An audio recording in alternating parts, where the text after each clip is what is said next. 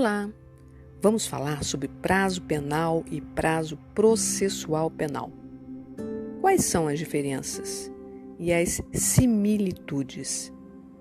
Primeiro, devemos destacar as bases legais de um e outro.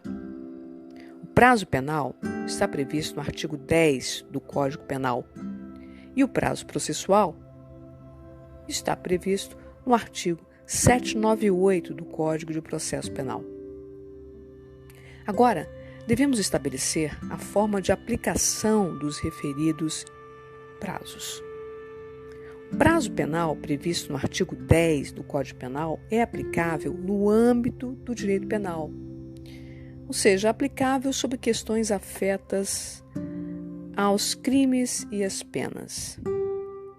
O dia do começo é incluído na contagem do prazo em relação às regras gerais previstas no Código Penal ou em leis especiais que prevejam crimes e penas. Então, o prazo penal é contado incluindo-se o dia do começo e excluindo-se o dia do vencimento. Perfeito? Neste prazo de natureza penal, são contados os dias, os meses e os anos pelo calendário comum. Então, por exemplo, se um cidadão iniciar o cumprimento da pena no dia de hoje, a contagem do prazo penal deverá ser feita a partir deste dia, no dia de hoje.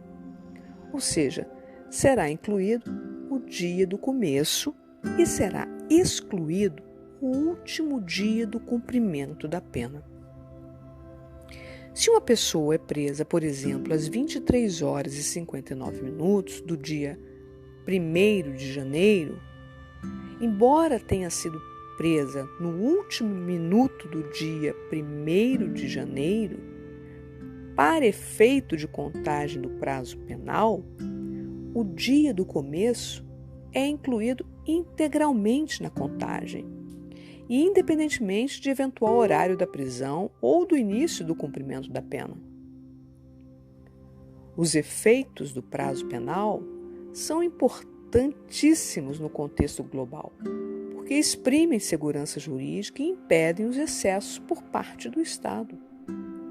São essencialmente importantes em relação ao direito de liberdade e de defesa do acusado, ou do condenado, ou do investigado. Para aquele que está preso ou responde a um procedimento investigatório ou um processo criminal.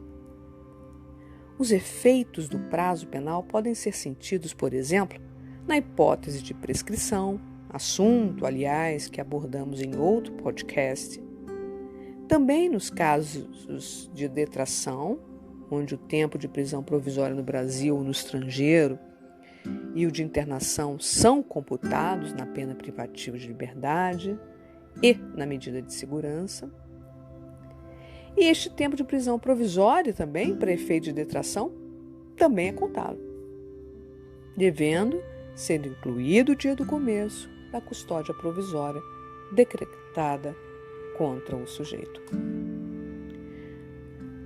Muito bem, agora falemos sobre o prazo processual previsto no artigo 798 do Código de Processo Penal. No âmbito processual, a contagem é bem diferente do âmbito penal. No processo penal, os prazos são contados excluindo-se o dia do começo e incluindo-se o dia do vencimento. Atenção!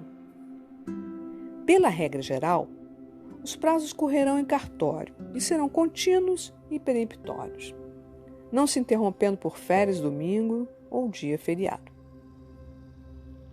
Entretanto, anota aí, o prazo que terminar em domingo ou dia feriado será considerado prorrogado até o dia útil imediato. É o que dispõe o Código de Processo Penal. E a súmula 310 do STF clarifica bem a questão, declarando que, quando a intimação tiver lugar na sexta-feira, ou a publicação com efeito de intimação for feita nesse dia, O prazo judicial terá início na segunda-feira imediata, exceto se não houver expediente, né?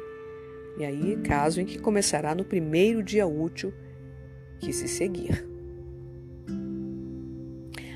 Anota aí.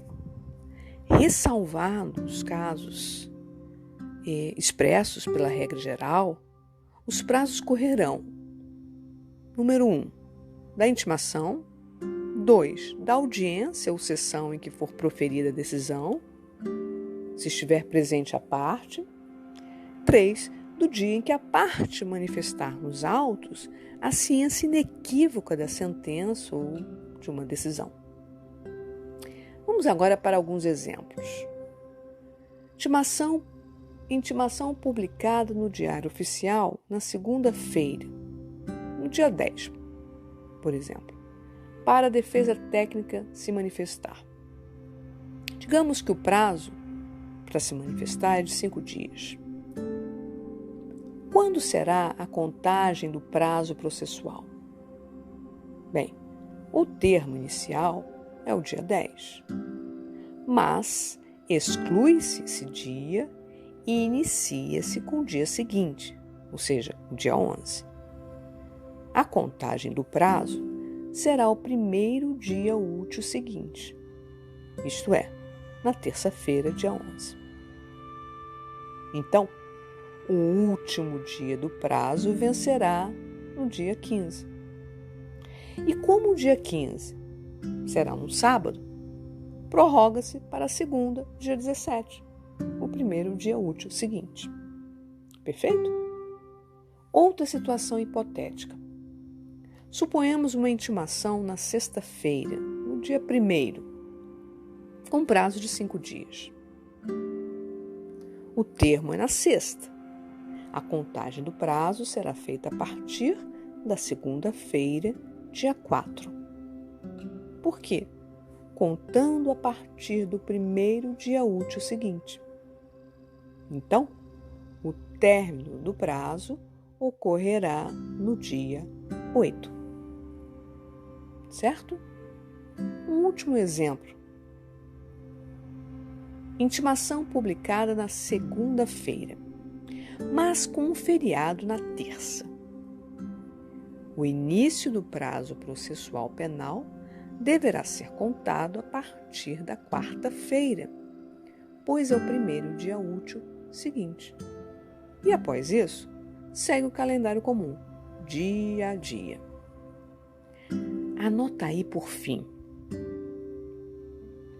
No processo penal, de acordo com a súmula 710 do STF, contam-se os prazos da data da intimação e não da juntada aos autos do mandado ou da carta precatória ou de ordem. Curtiu? Siga-nos nas redes sociais.